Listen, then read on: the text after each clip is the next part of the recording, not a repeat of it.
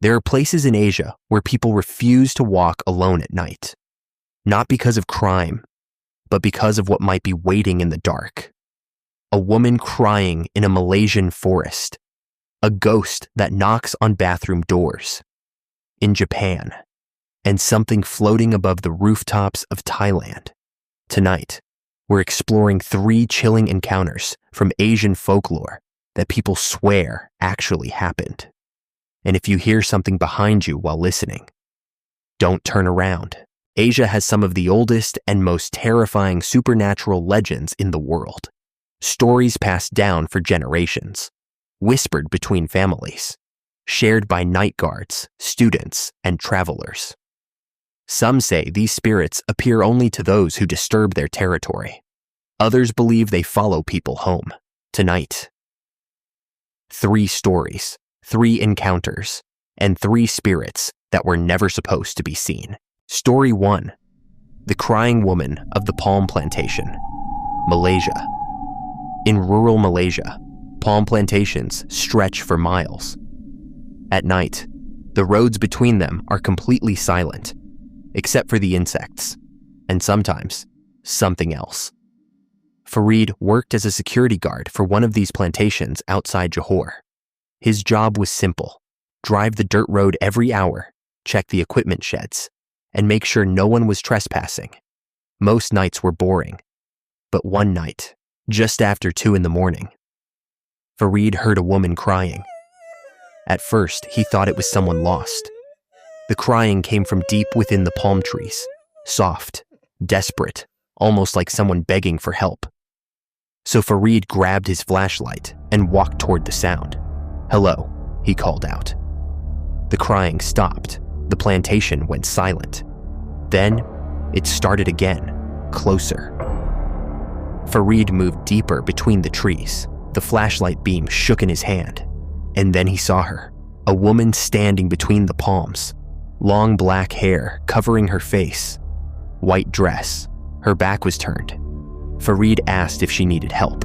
Slowly, the woman lifted her head, but she didn't turn around.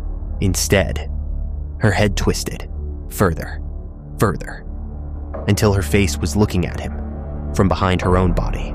Her eyes were completely black. Farid ran. He didn't look back until he reached the security post. But when he did, the woman was standing at the edge of the plantation road, watching him. The next morning, Farid asked an older worker about it. The man just nodded slowly. "You saw her," he said. "The Pontianak." And Farid realized something terrifying. The crying he heard was meant to lure him deeper into the forest. Story 2. The Third Stall, Japan.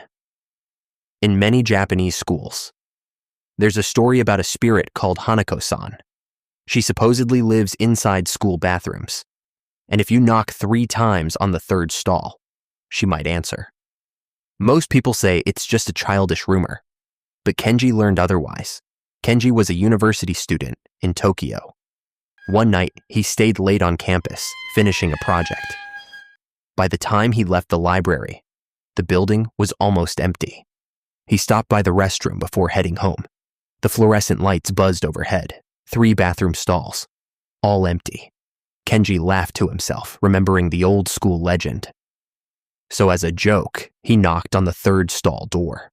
3 times. Knock, knock, knock. "Hanako-san, are you there?" Silence. Kenji smiled. Then he turned to leave. That's when he heard it. A small voice from inside the stall. "Yes." Kenji froze. Slowly, the stall door creaked open. Inside was a little girl wearing a red skirt. Her head tilted slightly. Her face pale, almost gray. Kenji stepped back. The girl spoke again. "Why did you call me?" Kenji ran out of the restroom and never looked back. But something strange started happening after that. Every night, around 3 a.m, Kenji would wake up and hear 3 knocks on his bedroom door. Knock, knock, knock. When he finally checked the hallway one night, no one was there, but on the floor were small, wet footprints leading back toward his room. Story 3. The Floating Head, Thailand. In rural parts of Thailand, people still talk about the Krasue, a spirit that appears as a woman's floating head, with glowing organs trailing beneath it. Most locals avoid going outside after midnight because of it, but one man ignored the warnings. Somchai owned a small noodle stall in a village outside Chiang Mai. Every night, he closed shop around midnight and rode his motorcycle home. One evening, while driving past a rice field, he saw a strange light hovering above the crops. At first, he thought it was a lantern, but the light moved, slowly drifting through the field. Curious, Somchai stopped his bike. The light floated closer, then the shape became clearer. It wasn't a lantern, it was a woman's head, her hair drifting in the air. Below her, glowing organs hanging like threads in the darkness. The head turned slowly toward him, her mouth stretched into an impossible smile.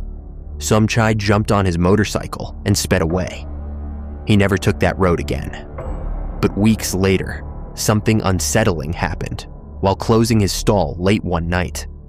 He heard a whisper behind him, soft, hungry. Somchai. He turned around. The street was empty, except for a faint glowing light floating above the rooftops, getting closer. Asian folklore is filled with spirits like these. Some appear when you call them, some wait quietly in forests, and others might already know your name. So tonight, if you hear knocking or crying in the distance, or see a strange light floating in the dark, remember something.